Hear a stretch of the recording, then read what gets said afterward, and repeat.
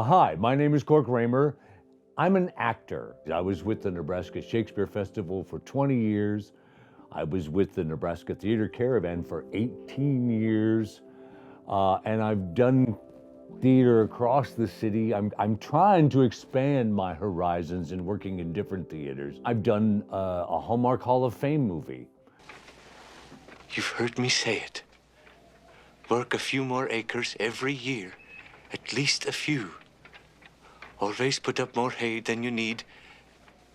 And don't grudge your mother the time for plowing her garden or setting out fruit trees.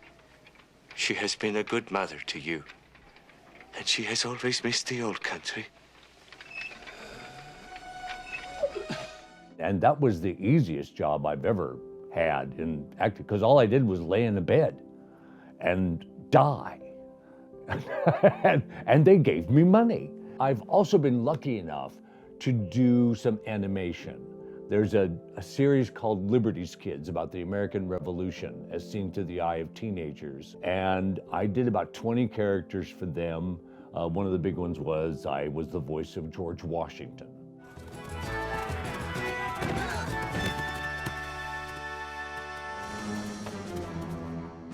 I hope you're as good at fighting redcoats as you are at chasing children. And then I also got to do the Strawberry Shortcake series, where I was fortunate enough to get the role of the Purple Pie Man. And you dream your dreamless sleep, and your happiness I'll keep along with everything not nailed down to the floors, so that every dream that's ever dreamed is mine, all mine, not yours. And I think the only reason I got the role of the Purple Pie Man, because all the middle-aged actors at that time in Omaha were vying for that role. And I think the only reason I got it is because I nailed the song on the first take. I think I'll steal a little dream of yours. I toured Christmas Carol as Scrooge for 18 years. That's an accomplishment, because not touring it for 18 years, but touring it for 18 years and not going insane is an accomplishment. Because I'll tell you, living out of a suitcase and on a bus and in hotel rooms for 18 years can wear a person. That's a young man's game. And I'm not a young man. I haven't been a young man for a long time now. Other highlights of my career, anything I've been fortunate enough to get cast in is a highlight of my career. People will ask me, what is your favorite role? And I'll look them dead in the face and go, the one I'm doing now. That's the favorite role. I have some that I have done in the past that I have really enjoyed because they've been bucket list items.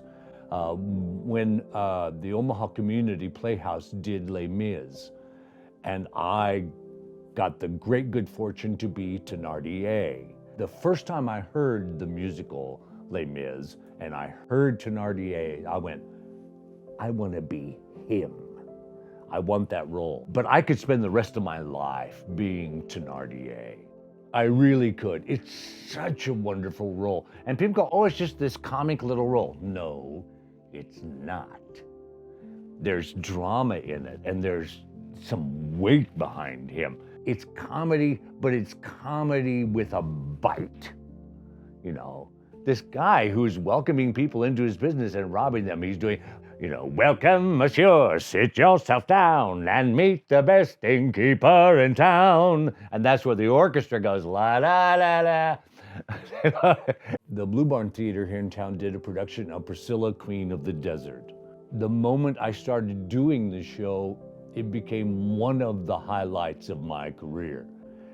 And the director, Susan Clement Tober, she had this bizarre, wild idea to cast me as the character of Bernadette, a trans woman.